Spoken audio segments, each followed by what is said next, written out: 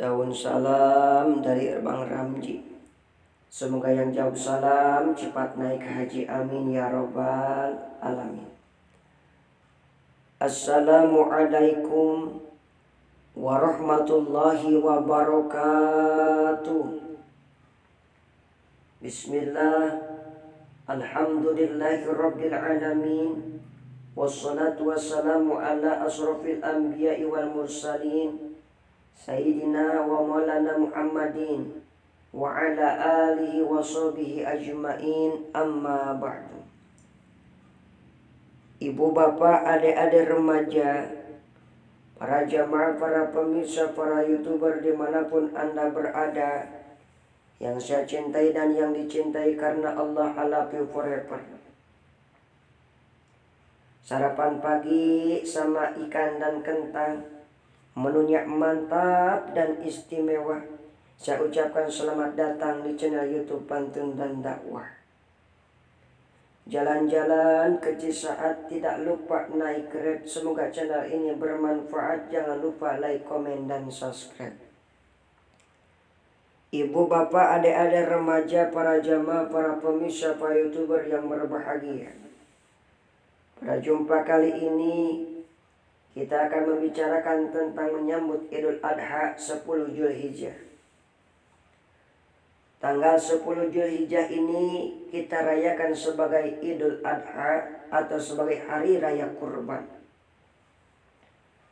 Hal ini karena bertalian dengan peristiwa sejarah yang dialami oleh Nabi Ibrahim alaihissalam sejak puluhan abad yang lalu, yang bermula atas terjadinya dialog antara para malaikat kepada Allah.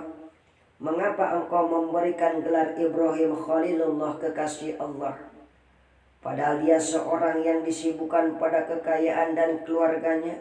Apa jawab Allah? Kalian jangan menilai Ibrahim dengan ukuran lahiriah, tapi lihatlah isi hati dan amal baktinya. Kemudian Allah mengizinkan para malaikat untuk menguji keimanan dan ketakwaan Nabi Ibrahim.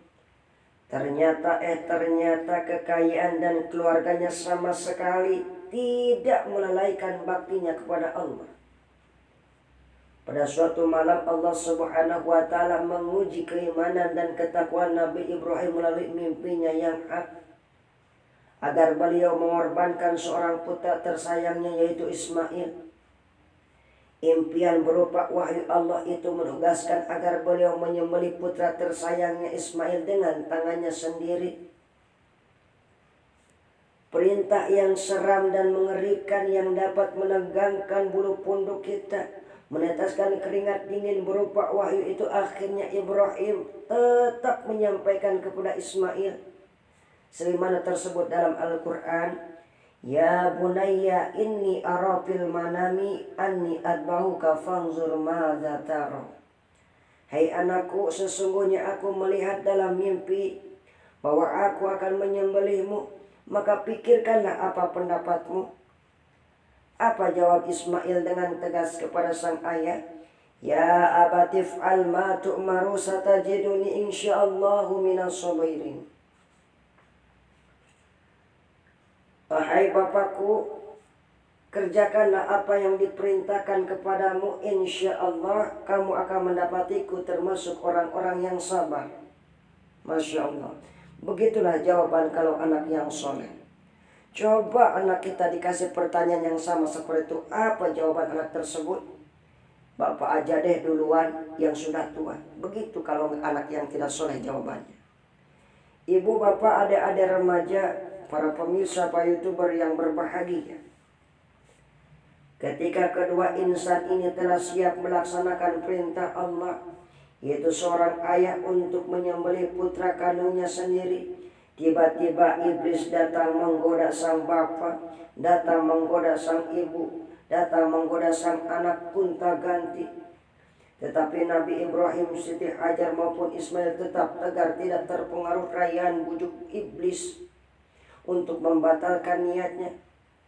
Sekalipun perintah itu secara alamiah memang kelewat berat sekali.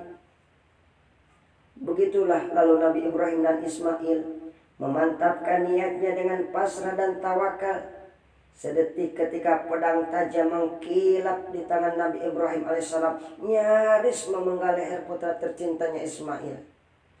Seolah-olah Allah menyuruh Ibrahim untuk menghentikan perbuatannya, tidak usah meneruskan pengorbanan terhadap putranya. Allah telah meridhoi keduanya karena takwanya, karena tawakalnya dan keikhlasannya. Sebagai gantinya, lalu Allah telah menggantikan dengan seekor kambing yang besar sebagaimana pengorbanannya. Ibu, bapak, saudara-saudara kaum muslimin yang berbahagia, melihat peristiwa itu, malaikat Jibril alaihissalam merasa kagum, sebab peristiwa itu tidak ada bandingannya dalam sejarah umat manusia.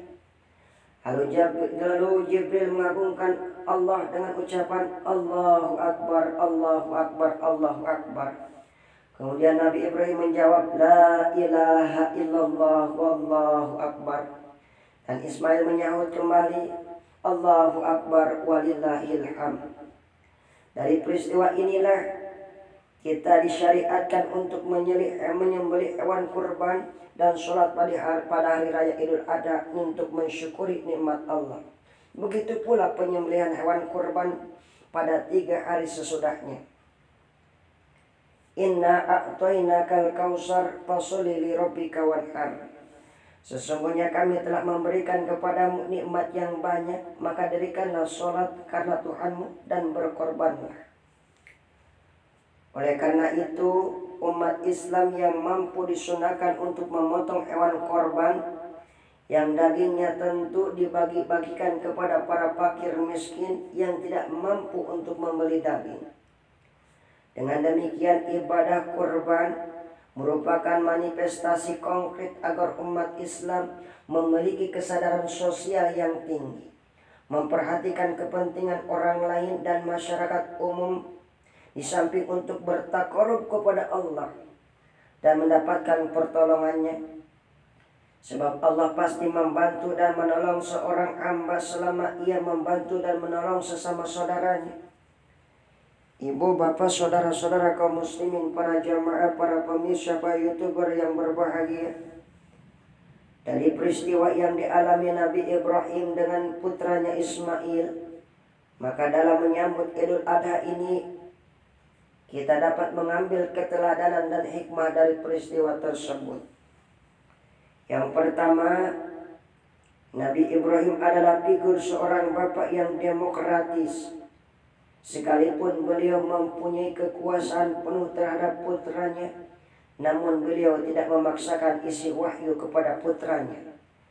Beliau memberikan kebebasan berpikir pada putranya dengan mengucapkan fanzur madza tara, maka berpikirlah bagaimana pendapatmu. Sikap Nabi Ibrahim itu pula dicontoh bagi orang tua, bagi pendidik maupun penguasa agar tidak diktator maupun otoriter.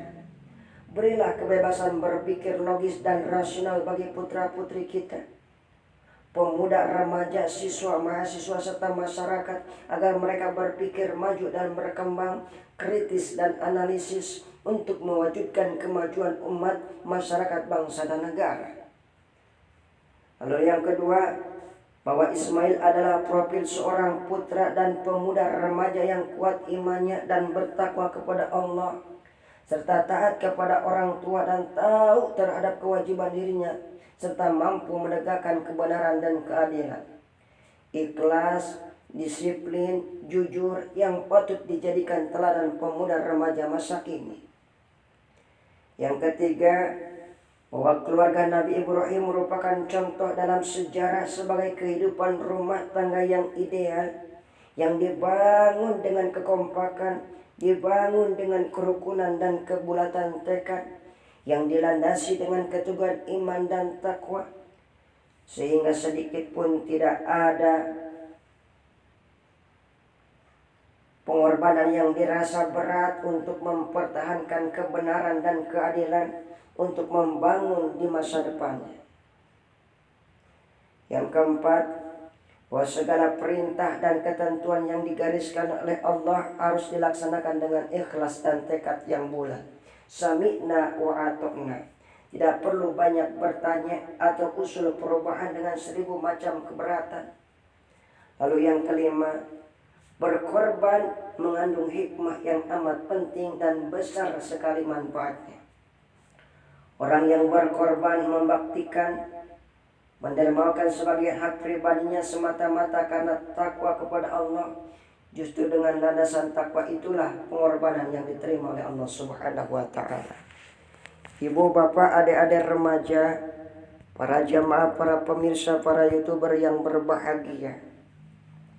Begitulah kiranya keteladanan yang perlu kita contoh dalam menyambut Idul Adha ini, dalam rangka meningkatkan kualitas kehidupan pribadi, keluarga, masyarakat, dan umat, di mana kita memerlukan profil pemuda remaja yang kuat imannya, cerdas, cakap, terampil, berkepribadian luhur, ikhlas, jujur, dan disiplin, serta bertakwa kepada Allah Subhanahu wa taala dan berbakti terhadap kedua orang tua seperti Ismail dan Ibrahim. Maka kita perlu tampilkan generasi seperti Ismail dan Ibrahim di masa kini untuk mewujudkan masyarakat adil, makmur, dan ridha Allah. Amin ya rabbal alamin. Mungkin cuma ini yang saya sampaikan. Mudah-mudahan ada manfaatnya. Terima kasih atas segala perhatiannya. Maklum, saya sebagai manusia biasa menyadari banyak keluputan dan kesalahannya. Masih ada harapan sembuh kalau pedang melukai tubuh, hendak kemana obat dicari kalau lidah sudah melukai hati. Baju putih sangatlah bersih dipakai pada saat rapat. Cukup sekian dan terima kasih, semoga bermanfaat. Fastabiqul khairat wa akhiru da'wakum alhamdulillahi rabbil alamin. Wassalamualaikum warahmatullahi wabarakatuh.